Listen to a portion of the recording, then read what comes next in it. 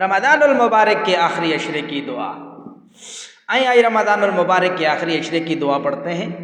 اس سے پہلے گزارش یہ کہ میرا چینل سبسکرائب کریں، لائک کریں اور شیئر کریں اور ایک اچھا سا کمنٹ ضرور کریں۔ تو رمضان المبارک کا پہلا عشرہ، پھر دوسرا عشرہ، پھر تیسرا عشرہ، رمضان المبارک کے 3 عشرے ہوتے ہیں۔ تو آئیں آج تیسرے عشرے کی دعا پڑھتے ہیں۔ تیسرے عشرے کی دعا آپ کو سکرین پہ نظر آ رہی ہے۔ یہ دعا ایسی دعا ہے کہ سرکار مدینہ علیہ الصلاۃ والسلام کی حدیث مبارکہ بھی ہے، جس کا مفہوم یہ ہے کہ یہ دعا جو شخص فجر کی نماز کے بعد یہ دعا پڑھتا ہے، اگر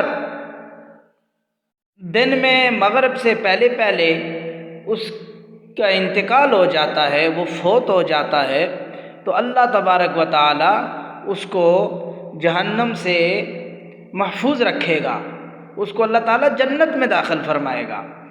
اور جو شخص مغرب کی نماز کے بعد اس دعا کو پڑھتا ہے، اللہ تبارک و تعالی فجر کی نماز تک اگر وہ فوت ہو جاتا ہے تو اللہ تعالیٰ اس کو جنت میں داخل فرمائے گا، آگ سے اس کو محفوظ رکھے گا، دوزخ سے اس کو محفوظ رکھے گا۔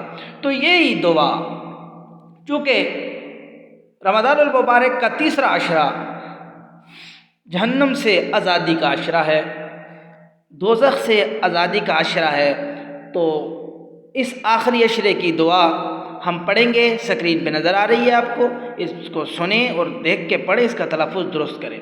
اللہم اجرنی من النار، اللہم اجرنی من النار۔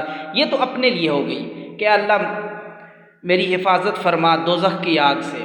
تو اس کو ہم سب کے لیے کس طرح پڑھ سکتے ہیں؟ اپنے گھر والوں کے لیے، اپنے دوستوں کے لیے، یا کہیں آپ دعا کروا رہے ہیں تو اس دعا میں کس طرح پڑھ سکتے ہیں اس کو؟